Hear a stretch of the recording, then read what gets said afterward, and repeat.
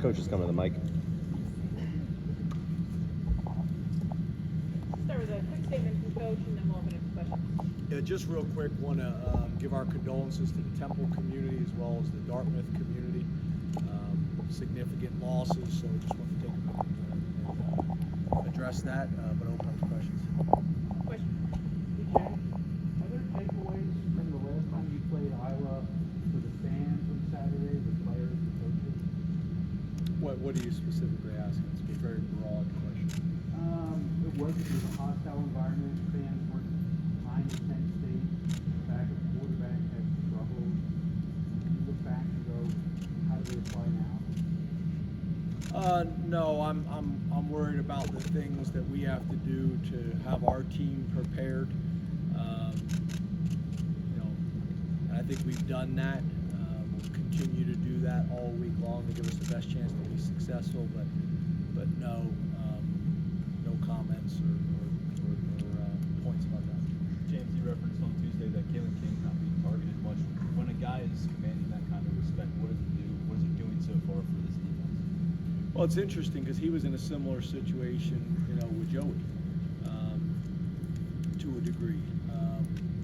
But yeah, I think it shows a lot of respect for him. It also shows that we have other playmakers on the field. It's not like you can go away from him and then have success throwing other places when we were able to get 4 interceptions and also fumble recovery. So,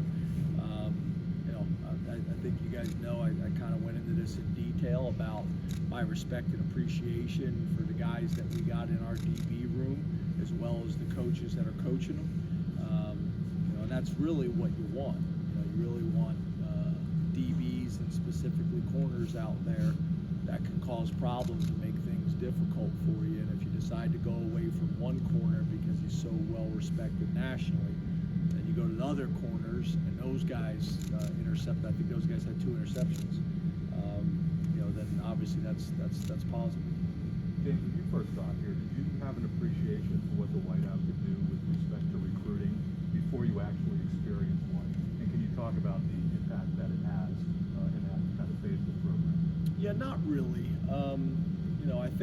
I think growing up, obviously, I had a very good awareness, obviously, growing up just outside of Philadelphia, of what Penn State was and what it was all about, but not to the level that I understand and appreciate it now. I'd never been to a game here. I came to a camp here, I think, when I was in 10th or 11th grade. But no, I didn't have an understanding or an appreciation of the Whiteout. But now, obviously, not only is it impactful for us, you think about how many of our guys talk about their recruiting process and how the Whiteout had a big impact on that. You think about when we got here, a lot of the good players that were on the team, talking about that 5 overtime win with Michigan. There was a ton of guys on our roster that had experienced that. So it's meaningful. It's not just meaningful for our football program. This is a huge recruiting weekend for the other 30 sports as well. It'll be, as you guys know, it'll be in some ways a zoo this weekend. It'll be an increase of probably 250,000 people in town, 110,000 people in the stadium, another 100,000 whatever tailgating, which is something I still look forward to doing at some point in my life. Tailgating sounds awesome.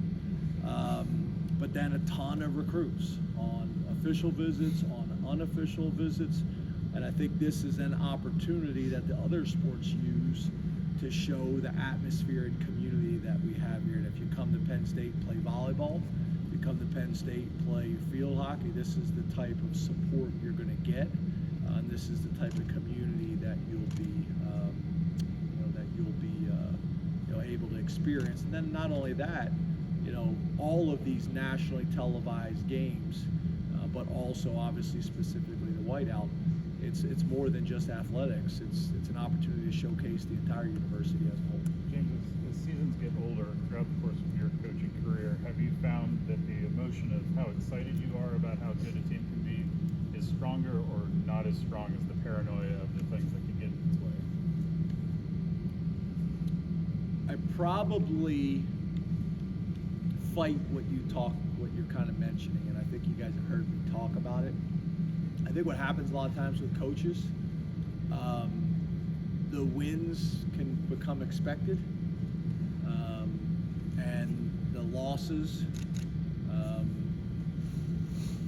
can be really kind of impactful. And you fight that, right? You want to. I tell myself, and I tell the coaches, and I tell the teams, you got to appreciate winning and what winning takes.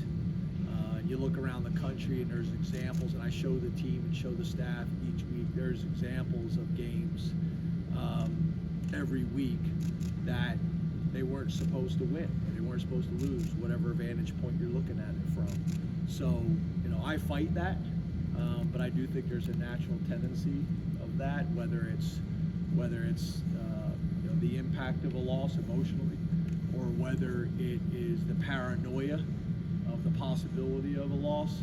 I don't want to become that bitter, old, paranoid coach, which I called my sister the other day. I don't know if I told you guys this or not. She goes, "Hey, you look like you've lost weight." She goes, "I was shocked at how gray your goatee was."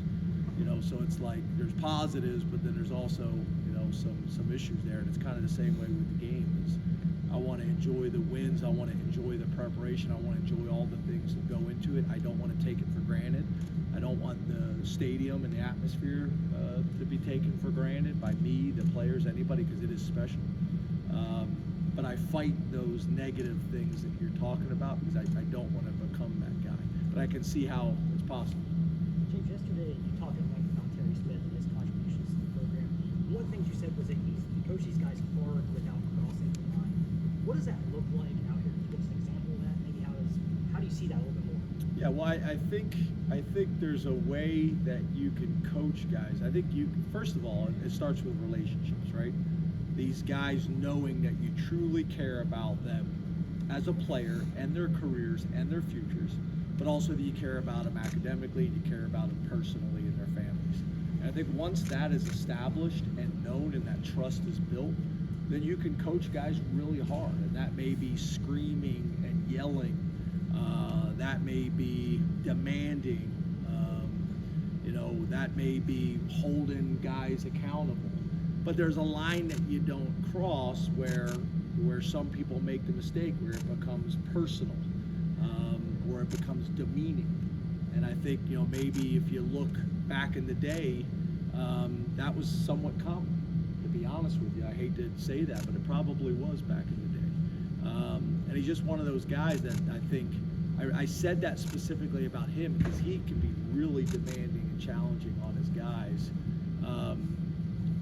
But it's always in a way that they're receptive to and not defensive about, if that makes sense. And I think it's because over time, he's shown them that he cares, and that he's going to coach them in a way that's going to be important for their careers, but also in the team's best interest. That's one of the things we talk about all the time. We're not going to ask them to do anything that's not in their that's not in their best interest and or the team's best interest.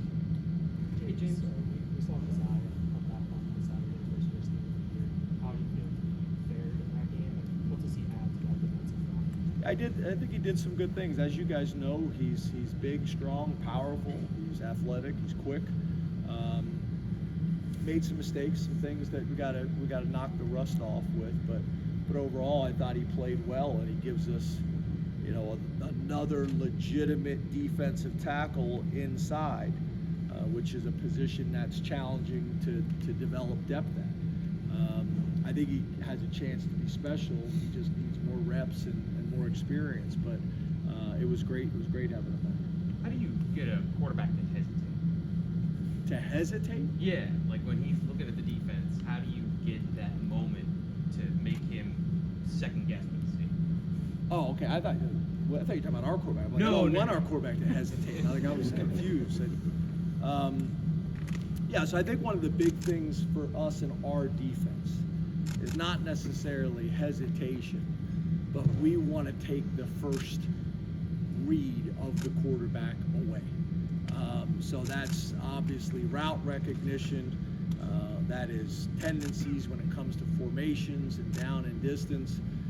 That also is a big reason why we play man coverage, is to be able to try to get the quarterback off of his first read as much as he possibly can, so then he is holding onto the ball, which is going to allow us to get pressure on the quarterback, sacks on the quarterback, or pressure enough to cause turnovers like interceptions. So I think that's a big belief in why we play so much press man. Is there strengths and weaknesses to anything? If they know you're in man, are you getting more man beaters? Yeah, but then you spend all your time on man beaters, right?